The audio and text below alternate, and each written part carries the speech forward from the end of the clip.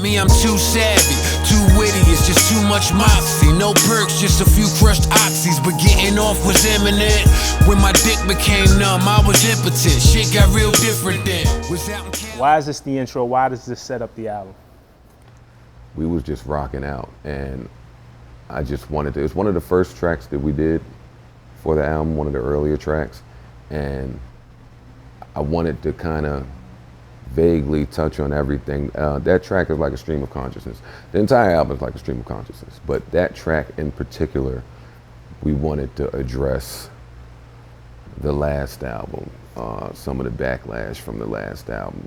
I wanted to talk about my group and some of the things we were going through, but in and out. I didn't want to delve too deep into any of these things. I wanted to talk about some women, wanted to talk about, addiction. So it's so many different topics.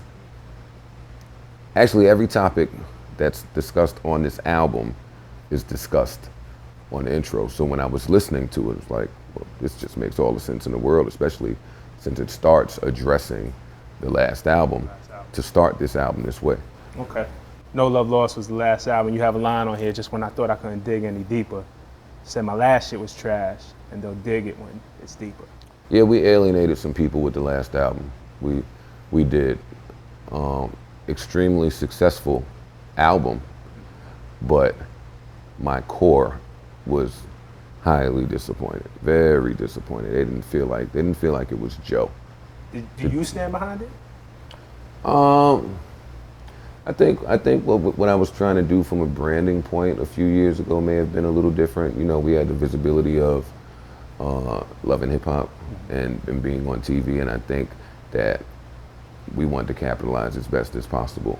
And to do that, some of the songs were a little more commercial. Now, in retrospect, if I could go back and do it over, there's quite a few songs I take off that album. But there were some jewels on the album. Like, I love Skeletons. Yeah. Ghetto Burbs, I love.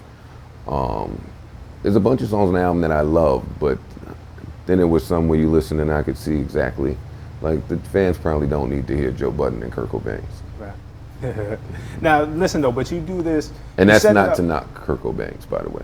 No, it's just it's a different thing. Yeah, it's different.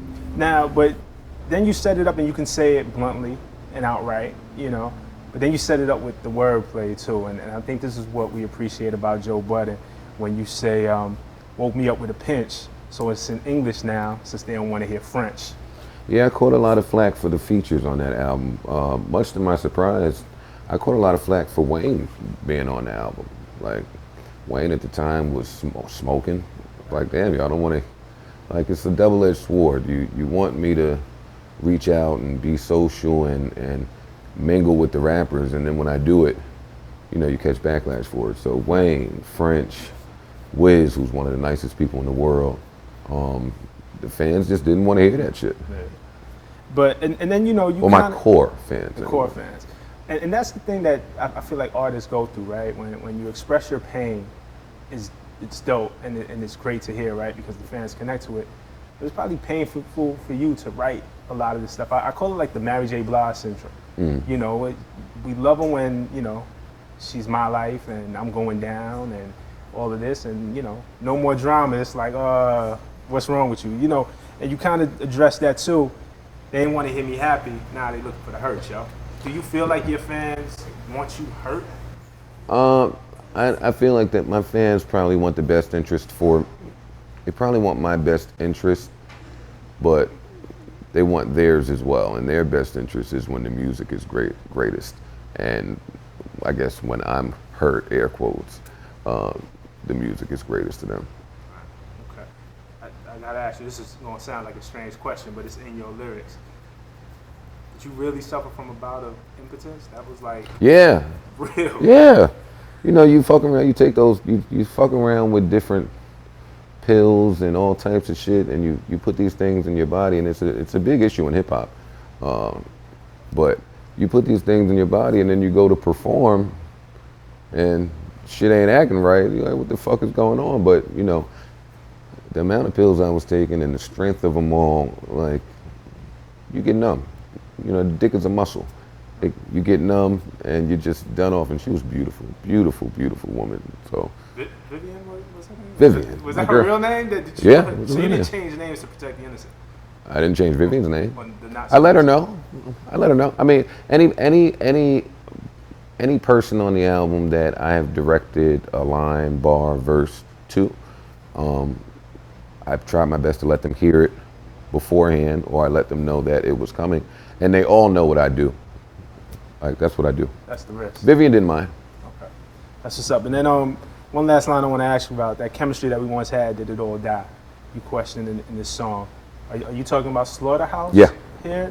Yeah. What makes you question that the Slaughterhouse chemistry has died? You know, well, at the time that I wrote this, you know, Slaughterhouse is unique because we're all four solo artists. And a lot of times when we all go on our separate paths, when we come back, it takes a little while to get in sync. It takes a while to get in concert. We're all on different accords. We all maybe have different agendas, and we all have different visions and different ways that we want to go about certain things. And that can be difficult at times. So I'm probably one of the more hard-headed people in the group. I'm probably the most hard-headed person in the group. I'm probably the most impulsive person in the group. So, you know, when things get like that, you know, I thank God for Royce. Royce is like my fucking guardian angel or some shit, because my head will tell me to do all types of crazy shit, like, you know, fuck this, I'm not beating for this. But for the greater good, we always get it together.